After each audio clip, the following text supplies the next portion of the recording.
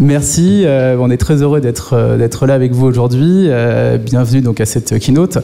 Effectivement, c'est ambitieux en 15 minutes, mais on a essayé aujourd'hui de se concentrer sur les 7 impacts qui pour nous étaient majeurs aujourd'hui sur la DSP2 et d'aller peut-être un petit peu au-delà en dessinant les quelques stratégies possibles. Alors, nous sommes aujourd'hui dans un contexte d'inquiétude, puisque tout le monde parle d'ubérisation, d'API, des intermédiations, nouveaux entrants sur le marché de web scrapping tout à l'heure, qui génèrent un peu d'inquiétude et surtout d'incertitude.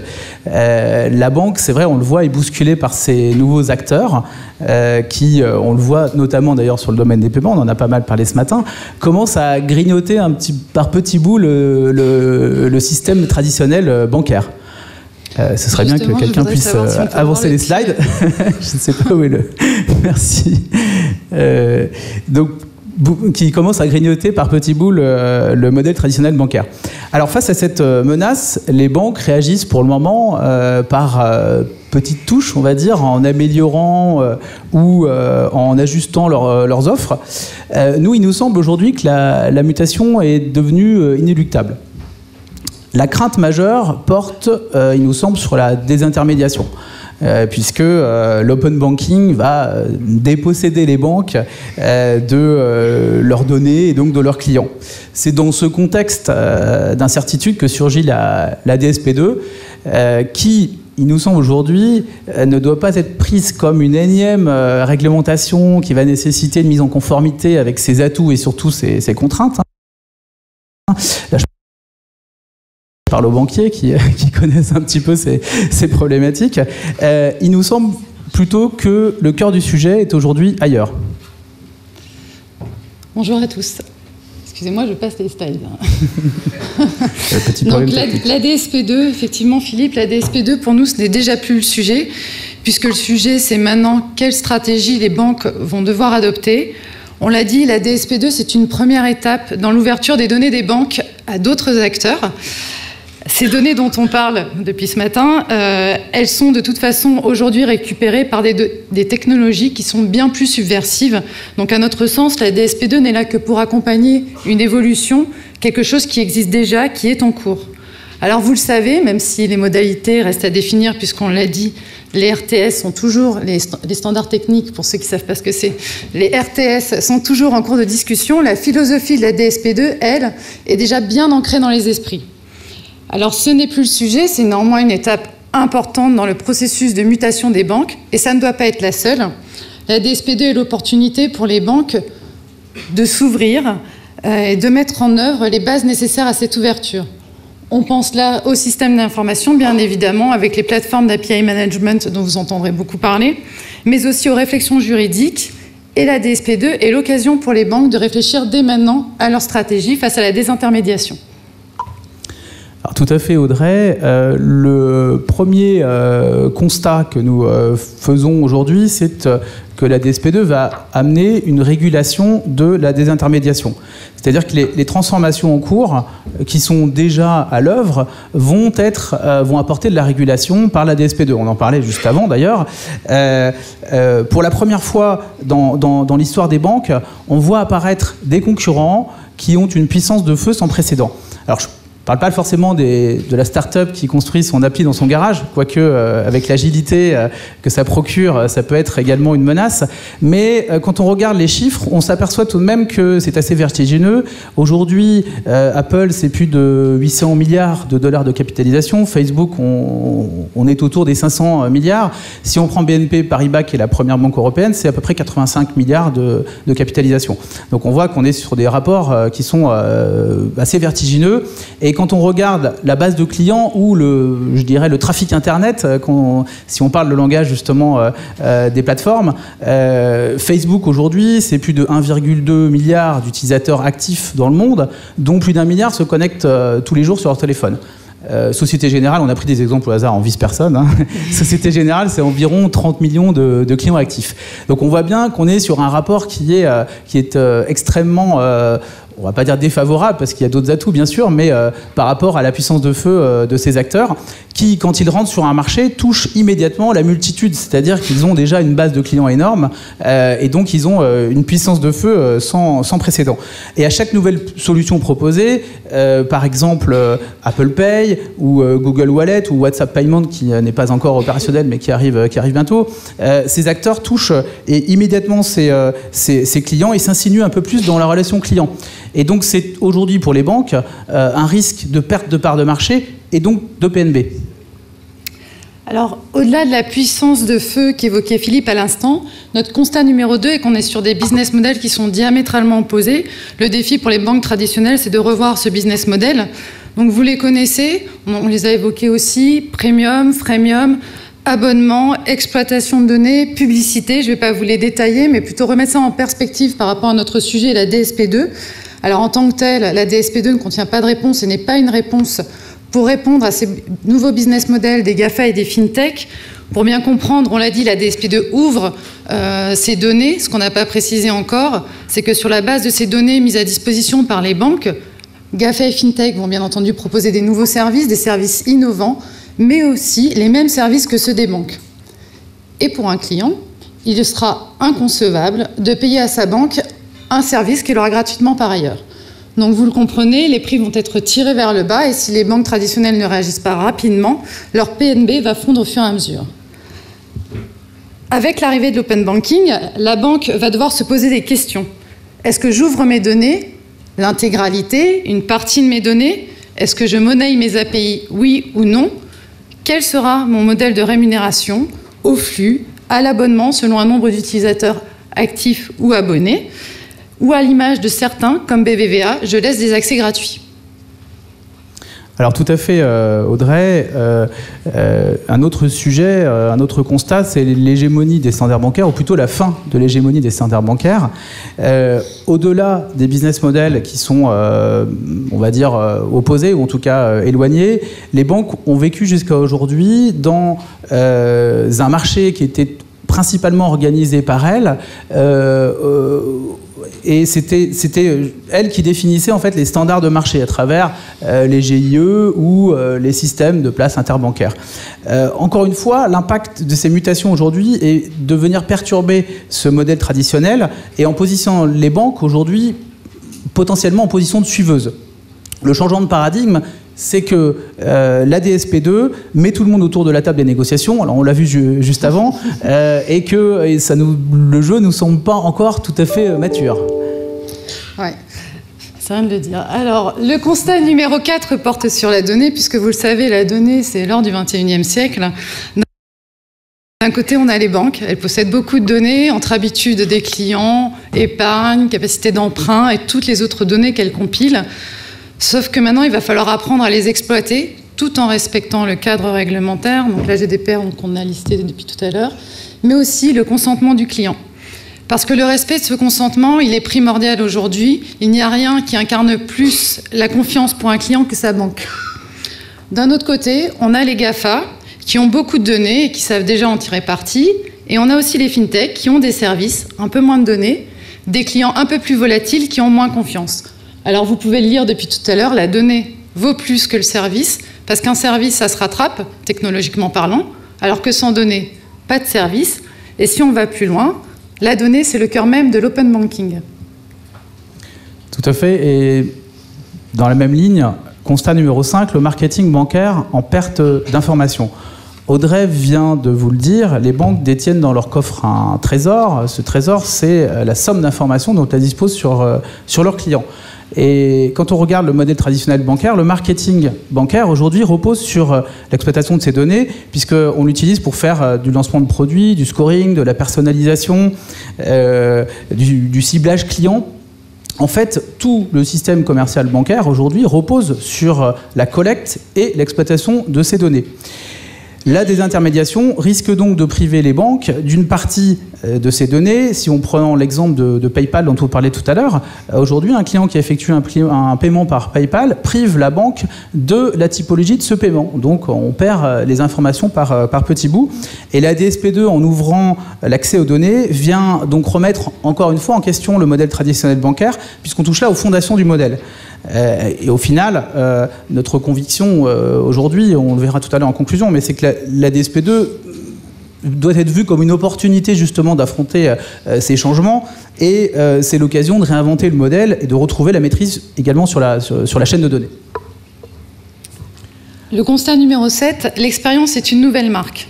Alors, la DSP2 reconnaît deux types d'actes. Je crois que c'est... Excuse-moi, c'est pas grave. Non, c'est le 6. C'est le 6, le constat numéro 6, c'est l'évaporation des clients avec leurs données. Dans la droite ligne donc, de la désintermédiation des clients et des données, un autre risque se profile, c'est le risque de liquidité. Alors, un risque de liquidité, pas un risque de liquidité marché, non, mais un risque de liquidité client. On l'a évoqué un petit peu tout à l'heure, mais la DSP2 et également les autres régulations qui arrivent, comme GDPR ou la loi sur la mobilité bancaire, va permettre aux clients de changer beaucoup plus facilement de banque, et plus grave, entre guillemets encore, va pouvoir interdire l'exploitation des données. Donc le client pourra décider de ne pas laisser les acteurs exploiter leurs données, et surtout également va autoriser le client à transférer ses données à un acteur concurrent. Quand il va changer de banque par exemple, il va pouvoir récupérer toutes ces données et les transférer de manière complète à sa nouvelle banque. Donc constat numéro 7. C'est parti, l'expérience client est donc la nouvelle marque. La DSP2 reconnaît deux types d'acteurs. Alors on les a cités sous les acronymes tout à l'heure, l'agrégateur de comptes et l'initiateur de paiement. Or dans le domaine bancaire, ce sont certainement ces acteurs qui proposent la meilleure expérience client. Un exemple le plus flagrant, c'est pas pour faire plaisir à Banking, c'est l'agrégateur de comptes, puisque même pour un client qui n'est pas multibancarisé, qui n'a qu'une seule banque, il trouvera certainement au sein de l'application d'agrégateur une information plus pertinente que celle qu'il a aujourd'hui sur l'application de sa propre banque. Alors GAFA et FinTech maîtrisent l'expérience client et vont même aujourd'hui jusqu'à ce qu'on appelle la no-expérience. Donc si vous l'avez vu, c'est le cas de l'expérimentation qu'a fait Amazon avec son magasin de proximité. Il n'y a pas de passage en caisse, le client sort du magasin et le paiement est déclenché. Donc, parce que ce que le client souhaite aujourd'hui avant tout, c'est d'avoir le moins d'interactions possible, le moins d'actions à réaliser quand ce n'est pas nécessaire. La no-expérience est une expérience client en tant que telle. Fondamentalement, on est sur un défi pour les banques de revoir cette expérience client, de proposer une meilleure expérience de consommation, un meilleur usage pour attirer les clients, surtout à l'ère de l'open banking où la donnée ne suffira pas à vous faire exister. On a passé maintenant les 7 constats, je vous propose de passer aux stratégies. Donc vous l'aurez compris, on est dans l'open banking, l'ouverture des données c'est irrémédiable, on y va. Et donc avec Philippe, on pense que pour les banques, c'est la bonne occasion de réfléchir à leur stratégie, à leur positionnement. Et tout d'abord, nous allons convenir ensemble d'une chose, c'est que l'alignement réglementaire à la DSP2 n'est pas une stratégie en soi. Elle permettra certainement aux banques traditionnelles de moderniser leur système d'information en apaisant les flux et les échanges entre les systèmes. Philippe va vous présenter la première stratégie. Tout à fait. Alors la première piste stratégique est un peu provocatrice, c'est changer de modèle pour les banques, changer de paradigme et devenir à leur tour une fintech. Alors, c'est une provocation, mais pas tant que ça. Je citerai Lloyd Blankfeld, qui est le CEO de Goldman Sachs, qui interrogé il y a quelques années par des journalistes au sujet justement de la crainte que pouvait inspirer la menace des entreprises technologiques vers l'industrie bancaire, répondait aux journalistes « But we are a technology company ». Et effectivement, il ne faut pas oublier que les banques sont depuis longtemps des entreprises technologiques et ont un savoir-faire conséquent en la matière et investissent chaque année des millions d'euros dans justement leur système d'information. C'est d'ailleurs la stratégie, quand on a préparé la keynote, on a trouvé ça justement intéressant, la stratégie que semble avoir suivi en partie BPCE en lançant il y a très peu de temps, quelques semaines, sa fintech qui s'appelle Anytime, et qui met justement en avant son système d'API qui sont à disposition des acteurs externes. Ça doit vous rappeler quelque chose, tout à l'heure on en a parlé beaucoup, mais on voit là que justement c'est une banque qui lance sa propre fintech. On passe à la deuxième stratégie qui s'articule en deux temps, identifier les pépites et investir. Donc le premier temps, la difficulté, c'est bien entendu d'identifier ces pépites parmi la myriade de startups qui existent aujourd'hui, qui proposent des nouveaux services. Il faut des cellules de veille particulièrement actives. Le second temps, c'est l'investissement. Alors vous, les banques, avez l'habitude d'intégrer des services des partenaires, mais là, il s'agit d'aller plus loin, d'investir dans la pépite pour ne pas perdre le contrôle. C'est d'ailleurs une tendance de fond, puisqu'on constate une nette augmentation des investissements dans les startups par les banques. La dernière en date est Linkso, un autre agrégateur de comptes, qui a levé 20 millions d'euros auprès de banques et d'assureurs, dont certains étaient déjà des soutiens de la fintech. Alors c'est peu de dire que ces mariages semblent contre nature, tant les mentalités et les environnements qui caractérisent ces entreprises sont bien distincts. Mais à l'heure où les GAFA se tournent vers le secteur financier, il nous semble que l'investissement dans une fintech permet à une banque de proposer des services innovants et de booster leur innovation. La dernière stratégie que nous avons envisagée est plus large, puisque c'est de s'ouvrir à l'open banking, justement, en jouant le jeu de l'open banking, et plutôt que de rester dans une position défensive, passer à une position offensive. C'est-à-dire devenir pour la banque, à son tour, une plateforme qui est donc open, qui génère du trafic, qui accepte des connexions entrantes pour fournir soit des données, soit du service, et donc bâtir un nouveau modèle économique autour de cette plateforme.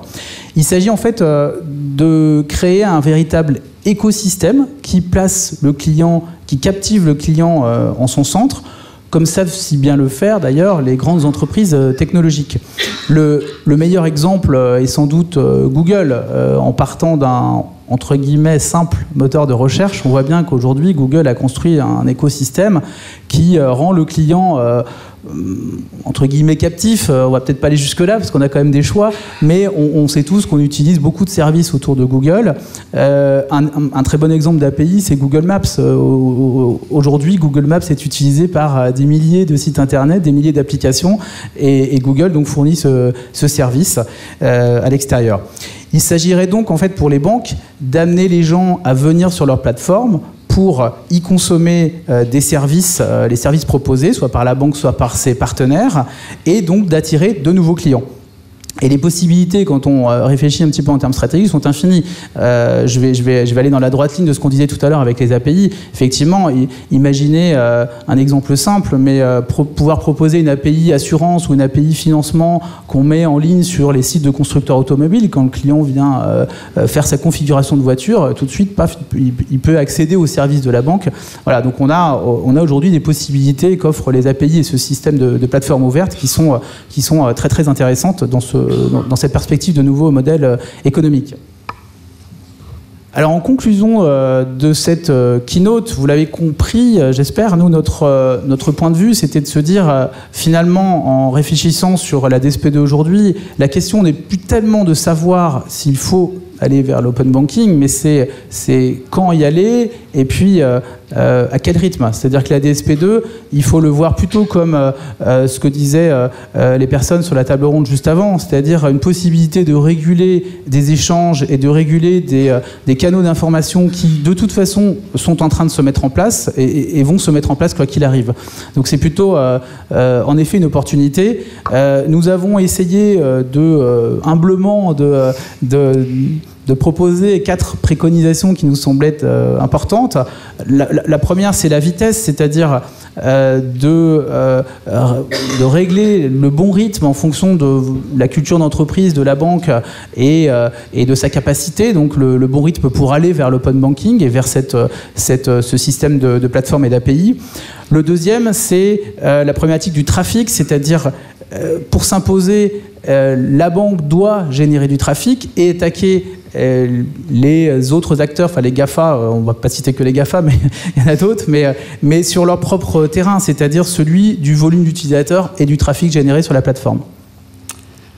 La troisième préconisation concerne la relation client. Alors personnellement, sur mes projets, j'entends souvent dire que l'open banking, c'est la fin de la relation client et que la banque deviendra une banque as a service, un back-office bancaire. Or, même le client, aussi digital soit-il, aura besoin à un certain moment de sa vie d'une relation de confiance, une relation de proximité avec son client. Pour nous, l'open banking, c'est l'occasion de mettre ce client dans un écosystème captif et de revoir en profondeur la relation client. Le quatrième point, c'est que pour les banques, il va falloir faire preuve de dextérité, au-delà de l'agilité dont vous avez beaucoup entendu parler, et d'adapter en continu votre organisation à votre proposition de valeur. Voilà. Si vous voulez en savoir plus sur tous les acronymes, sur l'open banking, sur ce qu'est la DSP2, on vous a préparé un petit leaflet qui est dans votre petite sacoche, et on vous remercie pour votre attention. Merci à tous.